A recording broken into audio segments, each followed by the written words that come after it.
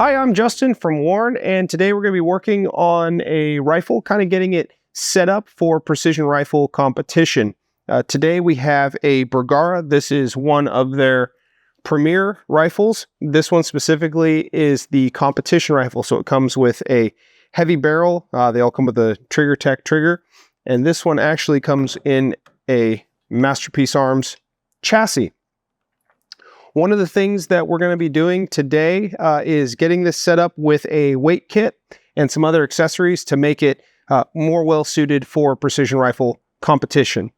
One reason that we would add a weight kit to a competition chassis is this is a pretty light chassis, and by adding weights we do a couple of things.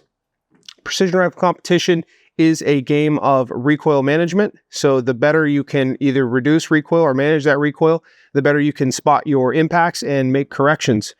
So the more that we can increase the weight on a rifle, the more we're going to reduce the recoil.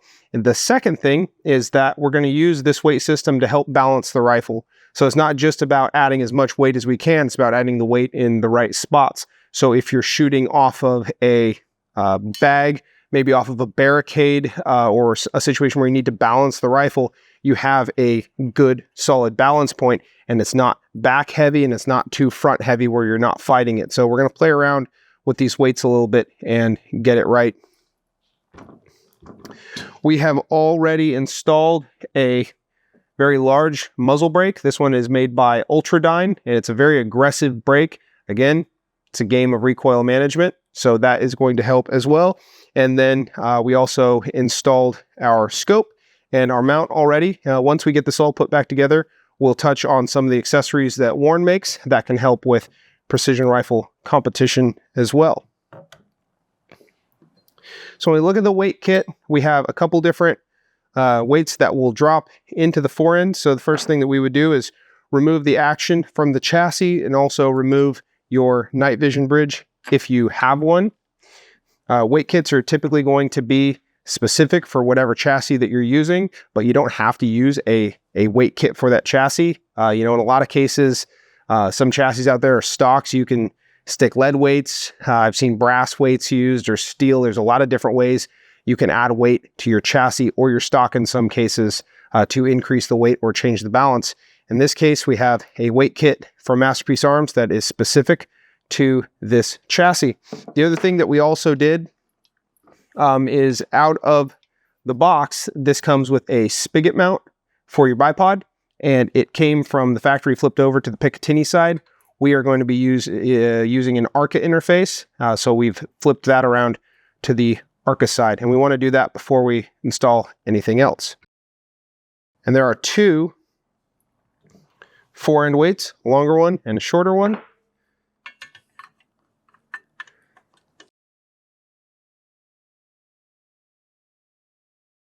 And these weights actually just perfectly drop into the forend.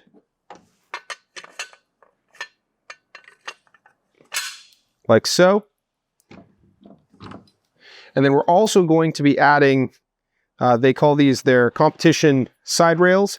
And these are some aluminum rails to actually increase the width of the forend. And they also give this nice little lip. So again, when you're shooting off of a bag or barricade, it gives you something to get your thumb up on to help push the rifle down and steady it, but it also gives you a wider platform to help with stability. So we're going to install these and these weights.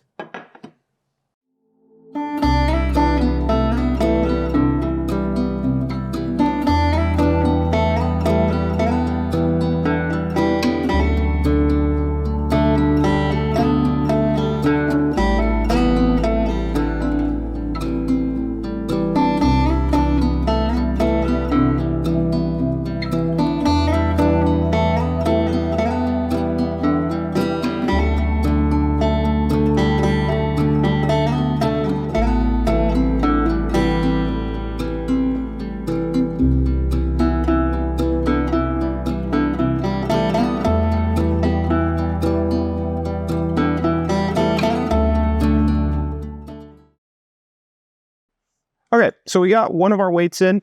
We decided for this build, just because this rifle is going to be intended for a youth shooter, we didn't want to add too much weight just for the whole weight perspective. So we added the rear weight, and then later down the line, if we wanted to, if they can handle it, we could add the second weight in the front. But we're going to put our barreled action back into the chassis and get everything installed so we can check the balance on it before we add any of the rear weights.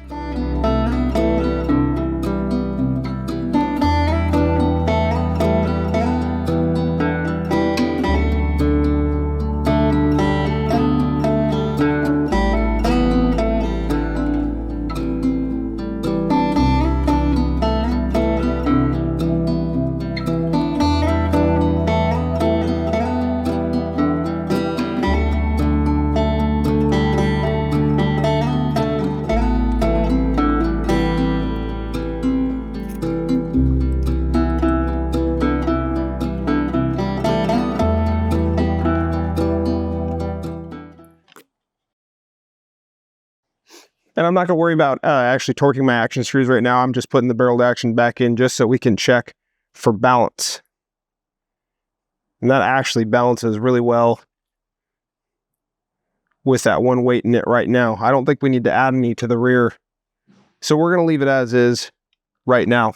Again, with that said, if we figure out that the youth shooter who's shooting this can handle this amount of weight in a match, we can always add the additional fore-end weight, and then there are several rear weights that we can add to make the rifle balance correctly, but I think this is a good starting point. So moving on from here, we would torque our action screws while putting pressure back on the barrel action in the chassis to make sure the recoil lug is seated.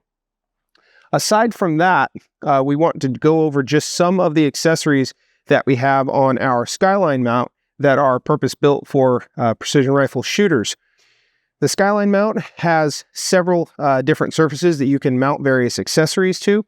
Probably the most important of those would be your data card holder.